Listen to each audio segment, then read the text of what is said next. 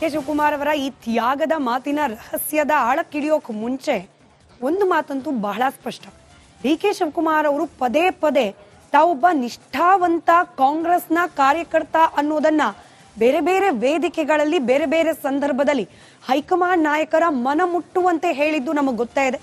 ಹಾಗೆ D K Shivakumar ಅವರ ರಾಜಕೀಯ ಟ್ರ್ಯಾಕ್ ರೆಕಾರ್ಡ್ ನಲ್ಲೂ ಕೂಡ ತಾನೊಬ್ಬ ಪಾರ್ಟಿ ಮ್ಯಾನ್ ಅನ್ನೋದನ್ನ ಅನೇಕ ಸಂದರ್ಭದಲ್ಲಿ ಪ್ರೂವ್ ಮಾಡಿದ್ದಾರೆ ಕೂಡ.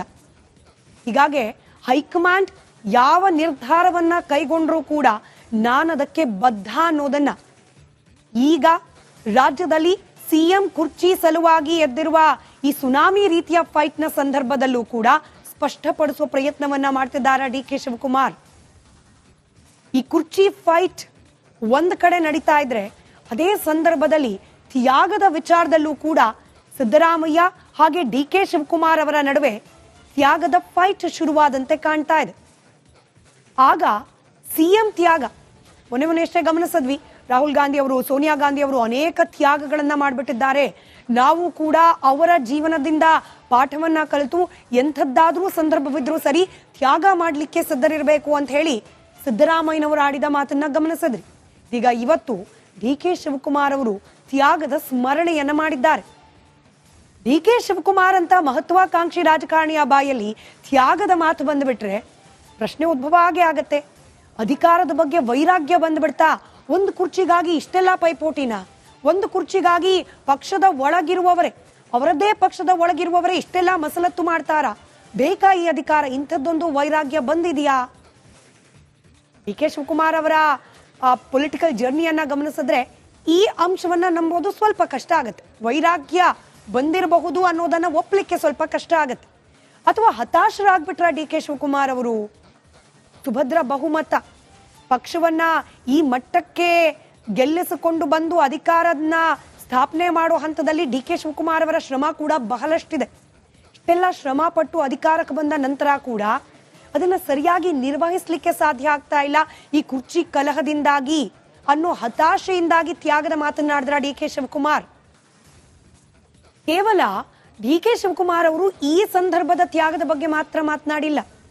ತಮ್ಮ ಹಿಂದಿನ ಅನೇಕ ತ್ಯಾಗಗಳನ್ನ ಹೈಕಮಾಂಡ್ಗೆ ನೆನಪಿಸೋ ಲೆಕ್ಕಾಚಾರ ಏನಾದ್ರೂ ಡಿ ಕೆ ಶಿವಕುಮಾರ್ ಅವರು ಮಾಡ್ತಿದ್ದಾರಾ? ಹೀಗೊಂದು ಅನುಮಾನ ಕೂಡ ಬಲವಾಗಿ ಕಾಡ್ತಾ ಇದೆ. ಹೈಕಮಾಂಡ್ಗೆ ಡಿ ಕೆ ಶಿವಕುಮಾರ್ ಅವರ ತ್ಯಾಗದ ಸಂದೇಶ ರವಾನೆ ಆಗೋ ಪ್ರಯತ್ನದ ಭಾಗವಾಗಿ ಮಾತನಾಡಿದ್ರ? ಆ ಅನುಮಾನ ಕೂಡ ಇದ್ದೇ ಇದೆ. ಅಥವಾ ಸಿಎಂ ಬಣ, ಮುಖ್ಯಮಂತ್ರಿ ಸಿದ್ದರಾಮಯ್ಯನವರ ಸುತ್ತ ಇರುವ ಬೆಂಬಲಿಗರು ಇತ್ತೀಚೆಗೆ ಕೊಡ್ತಾ ಇದ್ದ ಬಹಿರಂಗ ಹೇಳಿಕೆಗಳು, ಯಾಕೆ ನಾನ್ ಕೇಪಬಲ್ ಇಲ್ವಾ, ನಾನು ಆಗ್ತೀನಿ ಪಾರ್ಟಿ ಅಧ್ಯಕ್ಷ, 2028ರಲ್ಲಿ ನಾನೇ ಮುಖ್ಯಮಂತ್ರಿ ಅಭ್ಯರ್ಥಿ, ಈ ರೀತಿಯಾಗಿ ಹೇಳಿಕೆಗಳನ್ನ ಕೊಡ್ತಾ ಇದ್ದ ಸಿದ್ದರಾಮಯ್ಯನವರ ಆಪ್ತ ಬಣಕ್ಕೆ ಕೌಂಟರ್ ಕೊಡೋದಕ್ಕೆ ಅವರಿಗೆ ತ್ಯಾಗದ ಮಹತ್ವವನ್ನ ನೆನಪಿಸಿದ್ರ ಡಿ ಕೆ ಶಿವಕುಮಾರ್ ಅವರು? ಸುಖ ಸುಮ್ಮನೆ ಅಧಿಕಾರವನ್ನ ಕೇಳ್ತಾ ಇಲ್ಲ, ನಾನು ನನ್ನ ಪರಿಶ್ರಮಕ್ಕೆ ತಕ್ಕ ಫಲವನ್ನ ಕೇಳ್ತಾ ಇದ್ದೀನಿ, ಈ ಅರ್ಥದಲ್ಲಿ ಏನಾದ್ರೂ ಮಾತನಾಡಿದ್ರ ಡಿ ಕೆ ಶಿವಕುಮಾರ್?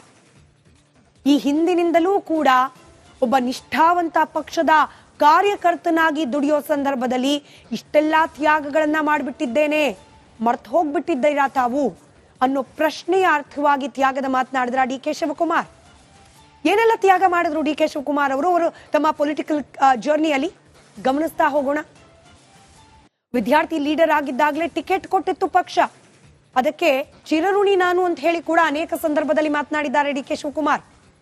ನನಗೆ ಪಕ್ಷವೇ ಮುಖ್ಯ, ಒಬ್ಬ ಸ್ಟೂಡೆಂಟ್ ಲೀಡರ್ ಅನ್ನ ಕರೆದು ಟಿಕೆಟ್ ಕೊಟ್ಟು ಪಕ್ಷದಲ್ಲಿ ಶಾಸಕನನ್ನಾಗಿ ಮಾಡಿದ ಪಕ್ಷ, ಆ ಪಕ್ಷ ನನಗೆ ಮುಖ್ಯವೇ ಹೊರತು ಬೇರೇನೂ ಅಲ್ಲ ಅನ್ನೋದ್ರ ಅರ್ಥವಾಗಿ ಮಾತನಾಡಿದ್ರ ತ್ಯಾಗದ ಮಾತು. ಮುಂದುವರೆದ ಭಾಗವಾಗಿ ಧರ್ಮಸಿಂಗ್ ಅವರ ಸರ್ಕಾರದಲ್ಲಿ ಇದನ್ನ ಡಿ ಕೆ ಶಿವಕುಮಾರ್ ಅವರೇ ಮಾತನಾಡಿರೋದು, ಅವರ ಬಾಯಲ್ಲೇ ಬಂದ ಪದ ಇದು. ದಮ್ ಕಟ್ಕೊಂಡಿದ್ದೆ ನಾನು, ನನಗೆ ಸಿಗಬೇಕಾದ ಅಧಿಕಾರ ಸಿಗ್ಲಿಲ್ಲ ಧರ್ಮಸಿಂಗ್ ಸರ್ಕಾರದಲ್ಲಿ, ಆದ್ರೂ ಧಮ್ ತಡೆದಿದ್ದೆ ನಾನು. ಆಗ ಮಾಡ್ಲಿಲ್ವಾ ತ್ಯಾಗ? ನಾನು ಸಚಿವ ಸ್ಥಾನ ಕೊಡದೇ ಇರೋ ರೀತಿಯಲ್ಲಿ ಕಾಲ್ ಕಟ್ಟಾಕಿದ್ರು ನನಗೆ ಸುಮ್ಮನೆ ಇರ್ಲಿಲ್ವಾ ಆ ಸಂದರ್ಭದಲ್ಲಿ? ನಾನು ಧರ್ಮಸಿಂಗ್ ಅವರ ಸರ್ಕಾರ ಇದ್ದ ಸಂದರ್ಭದಲ್ಲಿ ಆ ತ್ಯಾಗನ ಮರ್ತು ಬಿಟ್ರ ನೀವೆಲ್ಲ? ನೆನಪು ಮಾಡೋ ಪ್ರಯತ್ನ ಮಾಡ್ತಿದ್ದಾರೆ ಡಿ ಕೆ ಶಿವಕುಮಾರ್ ಅವರು. ಧರ್ಮಸಿಂಗ್ ಅವರ ಅವಧಿ ಮುಗಿತು, ಸಿದ್ದರಾಮಯ್ಯನವರ ಪರ್ವ 2013 ಸಿದ್ದರಾಮಯ್ಯನವರ ಸರ್ಕಾರ ಇದ್ದ ಸಂದರ್ಭದಲ್ಲೂ ಕೂಡ ನಾನು ಮಾಡಿರೋ ತ್ಯಾಗ ಏನ್ ಕಮ್ಮಿನಾ? ಈ ತ್ಯಾಗನ ಮರ್ತು ಬಿಟ್ರಾ? ಈ ಹಿಂದೆ ಎರಡೆರಡು ಸಲ ತ್ಯಾಗ ಮಾಡಿರುವ ನನಗೆ ಈಗ ಅಧಿಕಾರ ಬೇಕೇ ಬೇಕು ಅನ್ನೋದನ್ನ ಹೈಕಮಾಂಡ್ ನಾಯಕರಿಗೆ ತಿಳಿಸೋ ಪ್ರಯತ್ನದ ಭಾಗವಾಗಿ ತ್ಯಾಗದ ಮಾತುಗಳನ್ನಾಡಿದ್ರ ಡಿ ಕೆ ಶಿವಕುಮಾರ್. ಈಗಿದೆಯಾ ಡಿ ಕೆ ಶಿವಕುಮಾರ್ ಅವರ ಈ ತ್ಯಾಗದ ಟಾಕಿನ ಅಸಲಿಯತ್ತು? ಪ್ರಶ್ನೆಯನ್ನ ವೀಕ್ಷಕರ ಮುಂದೆ ಬಿಡ್ತಾ ಇದ್ದೀವಿ. ಇನ್ನು ಇದೇ ಅಧಿಕಾರದ ಹಪಹಪಿಯಲ್ಲಿ ನಡೀತಿದ್ದ ಬೆಳವಣಿಗೆಗಳ ನಡುವೆ ಮೊನ್ನೆ ಬೆಳಗಾವಿಯ ಚಳಿಗಾಲದ ಅಧಿವೇಶನದ ಸಂದರ್ಭದಲ್ಲಿ ಡಿ ಕೆ ಶಿವಕುಮಾರ್ ಅವರು ಆಡಿದ ಒಂದು ಮಾತನ್ನ ಮತ್ತೆ ನೆನಪು ಮಾಡ್ಕೊಳ್ಳೋಣ. ಸುವರ್ಣಸೌಧದಲ್ಲಿ ಮಾತನಾಡೋ ಸಂದರ್ಭದಲ್ಲಿ ಡಿ ಕೆ ಶಿವಕುಮಾರ್ ಅವರು ಹಿಂದಿನ ಒಂದು ಪ್ರಸಂಗವನ್ನ ನೆನಪು ಮಾಡ್ಕೊಳ್ತಾ ಬಾಗಿಲನ್ನ ಒದ್ದು ಅಧಿಕಾರವನ್ನ ಪಡೆಯೋ ಬಗ್ಗೆ ಮಾತನಾಡಿದ್ರು. ಎಸ್ ಎಂ ಕೃಷ್ಣ ಅವರ ಮನೆ ಬಾಗ್ಲಿಗೆ ಹೋಗಿ ಬಾಗಿಲು ಒದ್ದು ಅಧಿಕಾರನ ಡಿಮ್ಯಾಂಡ್ ಮಾಡಿದ್ದೆ ಅಂತ ಹೇಳಿ. ಈಗ ತ್ಯಾಗ ಮಾಡಿಲ್ವಾ, ಅಧಿಕಾರ ಕೊಡಿ ಅನ್ನೋ ದಾಟಿಯಲ್ಲಿ ತಮ್ಮ ಮಾತಿನ ವರಸಿಯನ್ನ ಬದಲಾಯಿಸಿಕೊಂಡಿದ್ದಾರೆ. ಕೆಲ ದಿನಗಳ ಅಂತರ ಸುವರ್ಣಸೌಧದಲ್ಲಿ ಚಳಿಗಾಲದ ಅಧಿವೇಶನ ಆಗಿ ಕೆಲವೇ ದಿನ ಆಗ ಒದ್ದು ಅಧಿಕಾರ ಕಿತ್ಕೊಳ್ಳೋ ಮಾತು, ಈಗ ತ್ಯಾಗದ ಮಾತು. ಈ ಮಾತಿನ ವೈಖರಿಯ ಬದಲಾವಣೆಯ ಹಿಂದಿರುವ ಅಸಲಿ ಉದ್ದೇಶ ಏನು? ನಿಜಕ್ಕೂ ವೈರಾಗ್ಯದಿಂದ ಈ ಮಾತನ್ನ ಆಡಿದ್ರ? ಡಿ ಕೆ ಶಿವಕುಮಾರ್ ಅವರ ಟ್ರ್ಯಾಕ್ ರೆಕಾರ್ಡ್ ಅನ್ನ ನೋಡ್ತಾ ಇದ್ರೆ ಸೈಲೆಂಟ್ ಆಗಿ ಕೂತ್ಕೊಳ್ಳುವ ಅಥವಾ ತ್ಯಾಗ ಮಾಡಿ ಬೇರೆಯವರಿಗೆ ಅಧಿಕಾರ ಕೊಡುವ ಮಾತು ಇಲ್ಲವೇ ಇಲ್ಲ. ಹಾಗಾದ್ರೆ ರೋಚಕ ಕದನಕ್ಕೆ ರಣರಂಗ ರೆಡಿ ಇದೆ ಅನ್ನೋ ಸಂದೇಶದ ಭಾಗವಾಗಿ ತ್ಯಾಗದ ಮಾತನಾಡಿದ್ರ ಡಿ ಕೆ ಶಿವಕುಮಾರ್ ಅವರು. ಸಿದ್ದರಾಮಯ್ಯ ಬಣ ಇದೀಗ ದುಬೈ ಅಸ್ತ್ರ. ನಿಮಗೆ ಗೊತ್ತೇ ಇದೆ, ಯಾವಾಗ ಸತೀಶ್ ಜಾರಕಿಹೊಳಿ ಅವರ ಮಾತುಗಳು ನೇರವಾಗಿ ಅಧ್ಯಕ್ಷ ಕುರ್ಚಿಯ ಕಡೆಗೆ ವಾಲೋಕೆ ಪ್ರಾರಂಭವಾಯಿತು, ಸುರ್ಜೇವಾಲಾ ಅವ್ರ ಕೈಲಿ ಹೇಳಿಸದ್ದಾಯ್ತು, ಮಲ್ಲಿಕಾರ್ಜುನ್ ಖರ್ಗೆ ಅವ್ರ ಕೈಲಿ ಹೇಳಿಸದ್ದಾಯ್ತು, ಹಂಗೂ ಹಿಂಗೂ ಮಾಡಿ ಸತೀಶ್ ಜಾರಕಿಹೊಳಿ ಆದಿಯಾಗಿ ಕಾಂಗ್ರೆಸ್ನ ಇತರೆ ನಾಯಕರು ಯಾರೆಲ್ಲ ಬಹಿರಂಗವಾಗಿ ಹೇಳಿಕೆ ಕೊಡ್ತಾ ಇದ್ರು ಅವರೆಲ್ಲರ ಬಹಿರಂಗ ಹೇಳಿಕೆಗಳಿಗೆ ಬ್ರೇಕ್ ಕೊಡಿಸುವಲ್ಲಿ ಡಿ ಕೆ ಶಿವಕುಮಾರ್ ಅವರು ಯಶಸ್ವಿಯಾದ್ರು. ಆದ್ರೆ ಏನ್ ಮಾಡಿದ್ರು ಇದಕ್ಕೆ ಕೌಂಟರ್ ಆಗಿ? ಸತೀಶ್ ಜಾರಕಿಹೊಳಿ ಅವರ ಟೀಮ್ ಒಂದು 15-18 ಜನ ಶಾಸಕರು ನಾವು ದುಬೈಗೆ ಹೋಗ್ತಿದ್ದೀವಿ ಅಂದ್ಬಿಟ್ರು. ಅಲ್ಲಿಗೆ ಬಂಡಾಯ ಇನ್ನೂ ಕೂಡ ಇದ್ದೇ ಇದೆ ಅನ್ನೋ ಮೆಸೇಜ್ ಅನ್ನ ಹೈಕಮಾಂಡ್ಗೆ ರವಾನೆ ಮಾಡೋ ಪ್ರಯತ್ನ ಮಾಡ್ತು ಸಿದ್ದರಾಮಯ್ಯ ಬಣ.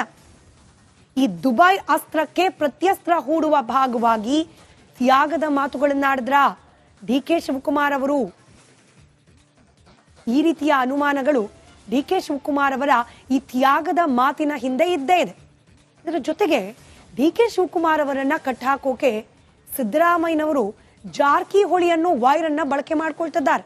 ನೀವು ಗಮನಿಸ್ತಿದ್ದೀರಿ, ಸಿದ್ದರಾಮಯ್ಯನವರು ಎಲ್ಲೂ ಕೂಡ ಡೈರೆಕ್ಟ್ ಆಗಿ ಬಂದುಬಿಟ್ಟು ಬಹಿರಂಗವಾಗಿ ಹೇಳಿಕೆಗಳನ್ನ ನೀಡ್ತಾ ಇಲ್ಲ. ಮಾತನಾಡ್ತಿರೋದು ಸಿದ್ದರಾಮಯ್ಯನವರ ಬಣದವರು, ಅವರ ಆಪ್ತರು, ಅದರಲ್ಲೂ ಸತೀಶ್ ಜಾರಕಿಹೊಳಿ ಅವರು.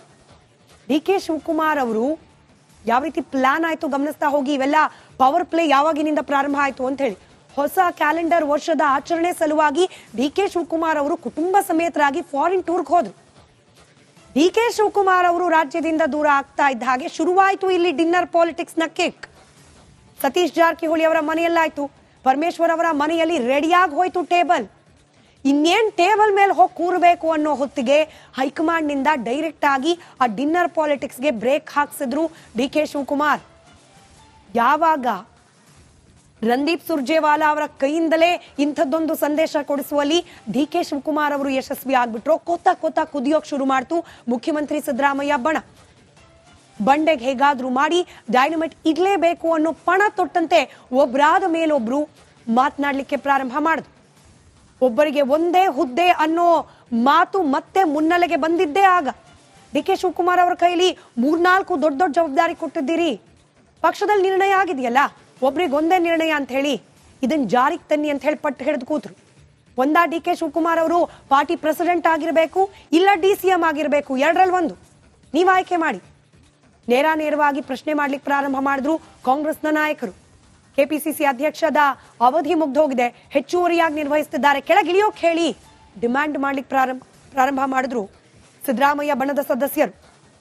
DKಶಿ ಅವರ ಬಳಿಯಲ್ಲಿರುವ ಒಂದೇ ಒಂದು ಹುದ್ದೆ ತೆರವಾದ್ರೂ ಕೂಡ ಮಹತ್ವಾಕಾಂಕ್ಷಿ ರಾಜಕಾರಣಿ ಡಿ ಕೆ ಶಿವಕುಮಾರ್ ಅವರ ರೆಕ್ಕೆ ಪುಕ್ಕ ಕಟ್ಟಾದಂಗಾಗತ್ತೆ. ಕೈಯಲ್ಲಿರುವ DCM ಹುದ್ದೆ ಕಳ್ಕೊಂಡ್ರು ಮತ್ತೆ CM ಆಗೋ ಕನಸು ಒಂದೆರಡು ಹೆಜ್ಜೆ ಹಿಂದೆ ಹೋದಾಗೆ, ಅಧ್ಯಕ್ಷ ಕುರ್ಚಿಯನ್ನ ಕಳ್ಕೊಂಡ್ರು ಕೂಡ 3-4 ಹೆಜ್ಜೆ ಹಿಂದೆ ಹೋದಾಗೆ. ಇದೇ ಬೇಕಿರೋದು ಸಿದ್ದರಾಮಯ್ಯ ಬಣ್ಣದವರಿಗೆ. ಡಿ ಕೆ ಶಿವಕುಮಾರ್ ಅವರನ್ನ ನಿಶಸ್ತ್ರಗೊಳಿಸಿದ್ರೆ ಡಿ ಕೆ ಶಿವಕುಮಾರ್ ಅವರು ಮುಖ್ಯಮಂತ್ರಿಯಾಗೋ ಕನಸಿಗೆ ಕೊಳ್ಳಿ ಇಟ್ಟಂತಾಗತ್ತೆ ಅನ್ನೋ ಕಾರಣಕ್ಕೆ ಈ ರೀತಿಯಾದ ಮಾತುಗಳ ಇದನ್ನ ಅರ್ಥೇನೆ ಡಿ ಕೆ ಶಿವಕುಮಾರ್ ಅವರು ಇದೀಗ ಪ್ಲಾನ್ ಬಿ ಪ್ರಾರಂಭ ಮಾಡಿದ್ದಾರಾ?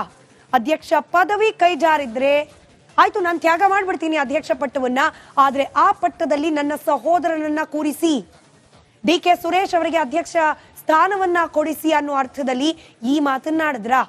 ಸಹೋದರ ಅಧ್ಯಕ್ಷ ಸ್ಥಾನದಲ್ಲಿದ್ರೆ ತಾನು ಕೂಡ ಸೇಫ್ ಅನ್ನೋ ಲೆಕ್ಕಾಚಾರವನ್ನ ಡಿ ಕೆ ಶಿವಕುಮಾರ್ ಅವರು ಮಾಡಿದ್ರ. ಇದೇನಾ ಡಿ ಕೆ ಶಿವಕುಮಾರ್ ಅವರು ತ್ಯಾಗದ ಮಾತುಗಳನ್ನ ಆಡುವ ಮೂಲಕ ಕೊಡ್ತಾ ಇರುವ ಸಂದೇಶ? ಹಾಗಾದ್ರೆ ಕೊಡ್ತಿರೋ ಸಂದೇಶ ಯಾರಿಗೆ? ಮುಖ್ಯಮಂತ್ರಿಗೋ, ಡಾಕ್ಟರ್ ಜಿ ಪರಮೇಶ್ವರ್ ಅವರಿಗೋ, ಸತೀಶ್ ಜಾರಕಿಹೊಳಿ ಅವರಿಗೋ, ಅಥವಾ ಎಲ್ಲರಿಗೋನಾ? ಡಿನ್ನರ್ ಕ್ಯಾನ್ಸಲ್ ಆದ್ಮೇಲೆ ಗರಂ ಆಗಿದ್ದಾರೆ ಪರಮೇಶ್ವರ್ ಅವರು. SC/ST ಶಾಸಕರ ಬಲ ಪ್ರದರ್ಶನಕ್ಕೆ ಸಜ್ಜಾಗ್ತಿದ್ದಾರೆ. ಥ್ಯಾಂಕ್ಸ್ ಗಿವಿಂಗ್ ನೆಪದಲ್ಲಿ ಪರಮೇಶ್ವರ್ ಅವರು ಶಕ್ತಿ ಪ್ರದರ್ಶನ ಮಾಡ್ಲಿಕ್ಕೆ ಮುಂದಾದ್ರು. ಪರಮೇಶ್ವರ್ ಅವರಿಗೆ HC ಮಹದೇವಪ್ಪ ಸಾಥ್ ಕೊಟ್ರು. ಇತ್ತೀಚೆಗೆ ಪರಮೇಶ್ವರ್ ನಿವಾಸಕ್ಕೆ ಸಿಎಂ ಕೂಡ ಭೇಟಿ ಕೊಟ್ರು. ಎಲ್ಲದನ್ನ ಗಮನಿಸಿ ಹೈಕಮಾಂಡ್ ಮೇಲೆ ಒತ್ತಡವನ್ನ ತಂದು ಎಲ್ಲಿ ತನ್ನ ರೆಕ್ಕೆ ಪುಕ್ಕವನ್ನ ಕಟ್ ಮಾಡ್ತಾರೋ ಅನ್ನೋದನ್ನ ಅರತೆ ಡಿ ಕೆ ಶಿವಕುಮಾರ್ ಅವರು ಇಂಥದ್ದೊಂದು ತ್ಯಾಗದ ಮಾತುಗಳನ್ನ ಆಡ್ಲಿಕ್ಕೆ ಮುಂದಾದ್ರ ಅನ್ನೋ ಅನುಮಾನ ಇದೆ. ಕಾದ್ ನೋಡೋಣ ಕಾಂಗ್ರೆಸ್ ಪಕ್ಷದ ಒಳಗಿನ ಈ ಆಂತರಿಕ ಬೇಗುದಿ ಇನ್ಯಾವೆಲ್ಲ ಸ್ವರೂಪವನ್ನ ಪಡೆದುಕೊಳ್ತಾ ಹೋಗುತ್ತೆ ಅಂತ ಹೇಳಿ.